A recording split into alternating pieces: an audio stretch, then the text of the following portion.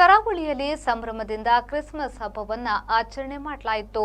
ಮಂಗಳೂರಿನ ವಿವಿಧ ಚರ್ಚ್ಗಳಲ್ಲಿ ಕ್ರಿಸ್ಮಸ್ ಗೋದಲೆ ಎಲ್ಲರ ಗಮನ ಸೆಳೆಯುತ್ತಿದೆ. ಅಂದಹಾಗೆ ಕ್ರೈಸ್ತ ಮತ್ತು ಮುಸ್ಲಿಂ ಯುವಕರಿಬ್ಬರು ಗೋದಲೆ ನಿರ್ಮಾಣ ಮಾಡುವ ಮೂಲಕ ಭಾವೈಕ್ಯತೆಯ ಸಂದೇಶವನ್ನ ಸಾರಿದ್ರು.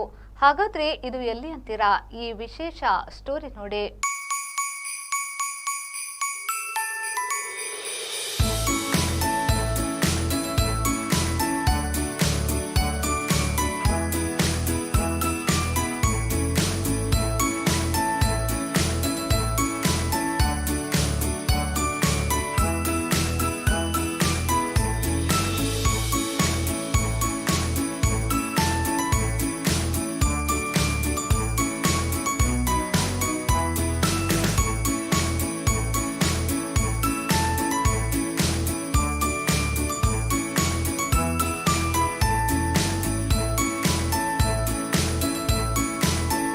ಕ್ರಿಸ್ಮಸ್ನ ವಿಶೇಷ ಆಕರ್ಷಣೆ ಕ್ರಿಸ್ಮಸ್ ಟ್ರೀ ಹಾಗೂ ಗೋದಲೆ. ಕ್ರಿಸ್ತ ಜನಿಸಿದ್ದ ಗೋವಿನಹಟ್ಟಿಯಲ್ಲಿ ನಗರದ ಬೆಂದೂರಿನ ಆರ್ಥರ್ ಡಿಸೋಜಾ ಗೋದಲೆ ನೋಡುಗರ ಗಮನ ಸೆಳೆದಿದೆ.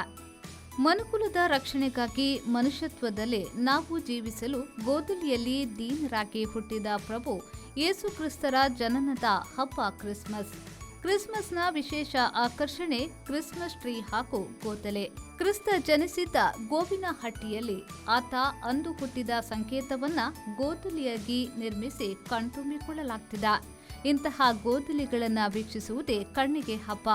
ಅಲ್ಲಿ ಕಲಾತ್ಮಕತೆ, ನೈಪುಣ್ಯತೆ, ತಾಂತ್ರಿಕತೆ, ಅರ್ಪಣಾ ಮನೋಭಾವ ಎಲ್ಲವನ್ನ ಒಟ್ಟಾಗಿಸಿ ಗೋದಲಿಯನ್ನ ರಚಿಸುತ್ತಾರೆ.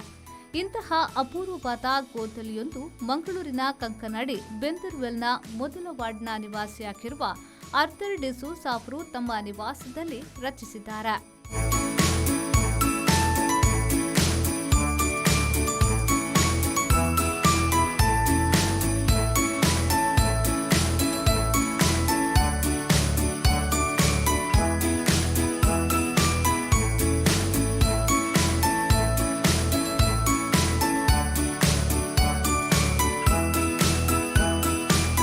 ಕಳೆದ 8 ವರ್ಷಗಳಿಂದ ಹಮೀದ್ ಎನ್ನುವ ಸ್ನೇಹಿತನ ಜೊತೆಗೆ ಸೇರಿ ಸುಂದರವಾದ ಗೋದಲಿಯನ್ನ ರಚಿಸಿದ್ದಾರೆ. ಕೆಲಸ ಕಾರ್ಯಗಳ ಬಿಡುವಿನ ನಡುವೆ 1 ತಿಂಗಳ ಕಾಲ ಶ್ರಮಪಟ್ಟು ಮಕ್ಕಳು ಹಾಗೂ ಹಮೀದ್ ಸಹಕಾರವನ್ನ ಪಡೆದು ಇದನ್ನ ಅತ್ಯಾಕರ್ಷಕವಾಗಿ ಮಾಡಿದ್ದಾರೆ. ಅಂದಹಾಗೆ ಇಬ್ಬರು ಜೊತೆಯಾಗಿ ಗೋದಲೆ ನಿರ್ಮಾಣ ಮಾಡುವ ಮೂಲಕ ಭಾವೈಕ್ಯತೆಯನ್ನ ಸಾರಿದ್ದಾರೆ. ಕಳೆದ ಹಲವಾರು ವರ್ಷಗಳಿಂದ ಗೋದಲೆ ನಿರ್ಮಾಣ ಮಾಡುತ್ತಾ ಬಂದಿರುತ್ತಾರೆ. ಒಟ್ಟಿನಲ್ಲಿ ಸೌಹಾರ್ದತೆಯ ಹೆಗ್ಗುರುತಾಗಿ ಇದು ಮೂಡಿ ಬಂದಿರುವುದು ಸಂತಸದ ವಿಷಯವಾಗಿದೆ. ಇದು ಗೋದಲಿ. ದೇವರು ಜೇಸಸ್ ಗೋದಲಿ ಹುಟ್ಟಿದರು. ದೇವರು ಗೋದಲಿಯಲ್ಲಿ ಹುಟ್ಟಲಿಕ್ಕೆ ಕಾರಣ ಆ ಸಮಯದ ರಾಜ ಹೆರೋದ್ ರಾಜ ಅವರು ಆ ದೇಶದ ಜನರಿಗೆ ಇದು ಹೇಳಿದರು, ನಿಮ್ಮ ಊರಿಗೆ ಹೋಗಿ ಕನಿಷ್ಠ ಮಾಡಲಿಕ್ಕೆ ಹೇಳ್ತಾರಲ್ಲ, ಅದು ಕೊಡಲಿಕ್ಕಿತ್ತು ಅವರಿಗೆ. ಅದು ಮದರ್ ಮೇರಿ ಪವಿತ್ರ ಆತ್ಮದಿಂದ ಗರ್ಭಿಣಿಯಾದರು. ಅದಕ್ಕೋಸ್ಕರ ಅವರ ಪತಿ ಜೂಸೆ ಅವರಿಗೆ ಅವರ ದೇಶ ಬೆತ್ಲೆಹೇಮ್. ಆ ಬೆತ್ಲೆಹೇಮಿಗೆ ಅವರಿಗೆ ಹೋಗಬೇಕಿತ್ತು. ಆ ಸಮಯದಲ್ಲಿ 9 ತಿಂಗಳ ಗರ್ಭಿಣಿ. ಯಾವಾಗ ಜೇಸಸ್ ಜನಿತರನ್ನು ಯಾರಿಗೆ ಅವರು ಹೋಗಲೇಬೇಕಿತ್ತು. ಆ ಸಮಯದಲ್ಲಿ ಜೂಸೆ ಮದರ್ ಮೇರಿಯನ್ನು ತಗೊಂಡ್ಕೊಂಡು ಹೋದರು. ಹೋಗುವಾಗ ಆ ದೇಶ ಬೆತ್ಲೆಹೇಮಿಗೆ ಮುಟ್ಟುವಾಗ ಅವರಿಗೆ ಜೇಸಸ್ ಜನಿಸುವ ಸಮಯ ಹತ್ತಿರದ ಮೇಲೆ ಅವರಿಗೆ ತಿಳಿಯಿತು. ಎಲ್ಲಿ ಹುಡುಕಿದ್ರು ಅವರಿಗೆ ಜಾಗ ಸಿಕ್ಕಲಿಲ್ಲ. ಯಾರೂ ಸಹ ಜಾಗ ಅವರಿಗೆ ಕೊಡಲಿಲ್ಲ.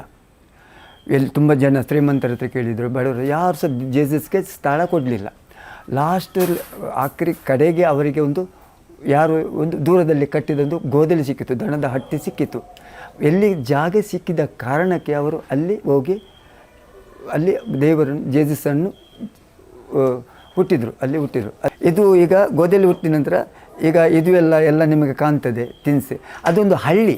ಈಗ ನಾವು ಹಳ್ಳಿಗೆ ಹೋಗುವಾಗ ಎಂತ ಇರ್ತದೆ, ಗದ್ದೆ ಇರ್ತದೆ, ಇದು ರಾಗಿ ಉಂಟು, ಇದರಲ್ಲಿ ಭತ್ತ ಉಂಟು, ಜೋಳ ಉಂಟು, ಎಲ್ಲ ನಾವು ಪ್ರಿಪೇರ್ ಮಾಡ್ತೇವೆ. ಒಂದು ಊರಿನ ಹಾಗೆ ನೋಡಲಿಕ್ಕೆ ಸಹ ಚೆನ್ನಾಗಿ ಖುಷಿಯಲ್ಲಿ. ನನಗೆ ಗ್ರಿಪ್ ಮಾಡೋದಂದರೆ ಗೋದಲಿ ಮಾತ್ರ ತುಂಬ ಇಷ್ಟ. ನಾನು 8 ವರ್ಷ ಚಿಕ್ಕ ಇರುವಾಗಲೇ ಸಹ ನಾನು ಮಣ್ಣಿನಲ್ಲಿ ಮಾಡಿ ಎಲ್ಲ ಚಿಕ್ಕ ಮಾಡ್ತಿದ್ದೆ. ಈಗ ಸ್ವಲ್ಪ ಹೊರಗಿದ್ದ ಕಾರಣ ಬಿಟ್ಟೆ. ಇಲ್ಲಿ ಬಂದ ನಂತರ ಈಗ ನಾನು 8-9 ವರ್ಷ ಆಯಿತು. ವರ್ಷ ನಾನು ಹ್ಯಾಪಿ. ನನಗೆ ಒಂದು ಫ್ರೆಂಡ್ ಇದ್ದಾರೆ, ಅಮಿತ್ ಅಂತ. ಅವರು ಕೂಡಿ ನಾವು ಇಬ್ಬರೇ ಮಾಡೋದು. ಒಮ್ಮೊಮ್ಮೆ ದೊಡ್ಡದಾಗ್ತದೆ, ಈ ಸರಿ ಸ್ವಲ್ಪ ಚಿಕ್ಕದಾಗಿದೆ. ಅದು ಚಿಕ್ಕ ಕುರುಬರ ಮನೆ, ಶ್ರೀಮಂತ. ಅದು ಪ್ಯಾಲೇಸ್ ಉಂಟಲ್ಲ ಹಿಂದೆ, ಅದು ಪ್ಯಾಲೇಸ್ ಉಂಟಲ್ಲ, ಅದು ಎರೋದ್ರಾಯದ್ದು. ಎರೋದ್ರಾಯ ಅವರು 3 ಎರೋದ್ರಾಯ ಅವರು ರಾಜರು. ದೇವರಿಗೆ ಹುಟ್ಟಿದವರಿಗೆ ಸ್ವಪ್ನದಲ್ಲಿ ಅವರಿಗೆ ಕನಸಲ್ಲೇ ಅವರಿಗೆ ಗೊತ್ತಾಗೋದು. ಅದಕ್ಕೆ ದೇವರು ನೋಡಲಿಕ್ಕೆ ಬರುವುದು ಅವರು ಅಲ್ಲಿಂದ. ಅವರು ಬರುವಾಗ ಗೋಲ್ಡ್, ಬಂಗಾರ, ಧೂಪ ಮತ್ತು ರಕ್ತ ಬೋಳೆ ಹೇಳ್ತಾರಲ್ಲ, ಕನ್ನಡ ಅದು ಗೊತ್ತಿಲ್ಲ, ನಾವು ಕೊಂಕಣಿಯಲ್ಲಿ ರಕ್ತ ಬೋಳೆ ಹೇಳ್ತೇವೆ, ಅದು ತಂದು ಅವರಿಗೆ ಸಿಕ್ಕಲಿಕ್ಕೆ ಬರುವುದು. ನಾಗೇಶ್ ಕಾವೂರು, ವಿ4 ನ್ಯೂಸ್, ಮಂಗಳೂರು.